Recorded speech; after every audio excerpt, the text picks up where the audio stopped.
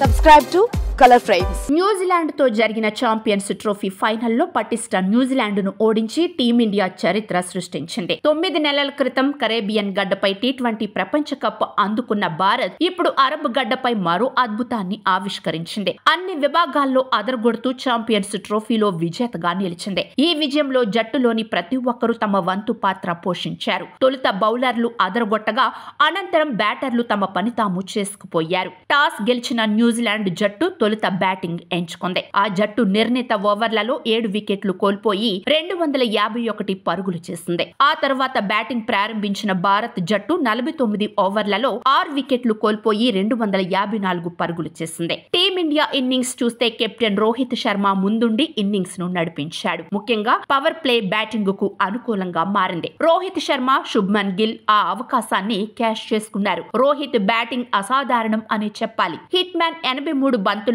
7 4లు 3 6లతో 76 పరుగులు చేశాడు. మరో ఓపెనర్ శుభ్మన్ గిల్ 31 పరుగులు చేయగా middle order batsmen Shreyas Iyer 62 బంతుల్లో 2 4లు 2 6లతో 48 పరుగులు చేశాడు. అక్షర్ పటేల్ 29, కేఎల్ రాహుల్ 34, జడేజా 9 పరుగులతో నాట్అవుట్ గా నిలిచారు. ఇకపోతే న్యూజిలాండ్ బ్యాటింగ్ వైఫల్యమే తమ ఓటమిని శాసించింది. పవర్ ప్లేలో దక్కిన శుభారంభాన్ని కొనసాగించలేకపోయారు. టీమిండియా స్పిన్నర్ల దాటికి కివీస్ బ్యాటర్లు పరుగులు రాబట్టడంలో తీవ్రంగా శ్రమించారు. భారత బౌలర్లలో వరుణ్ చక్రవర్తి, కుల్దీప్ యాదవ్ 2 వికెట్లు తీయగా మహ్మద్ షమి, రవీంద్ర జడేజా తలో వికెట్ పడగొట్టారు. కాగా 2013లో ఎంఎస్ ధోని కెప్టెన్సీలో ఛాంపియన్స్ ట్రోఫీ టైటిల్ ను గెలుచుకుంది. దీంతో టీమిండియా అత్యధిక సార్లు ఛాంపియన్స్ ట్రోఫీ టైటిల్ గెలుచుకున్న దేశంగా నిలిచింది. భారత్ తొలిసారి 2002లో ఈ టైటిల్ ను గెలుచుకుంది. ఆ తర్వాత శ్రీలంకతో కలిసి ఉమ్మడి విజేతగా టైటిల్ అందుకుంది. ఆ తర్వాత 2013 మరియు 2025లో టైటిళ్లను గెలుచుకుంది. వీడియో మీకు నచ్చినట్లయితే ప్లీజ్ లైక్ చేయండి, షేర్ చేయండి, కామెంట్ చేయండి.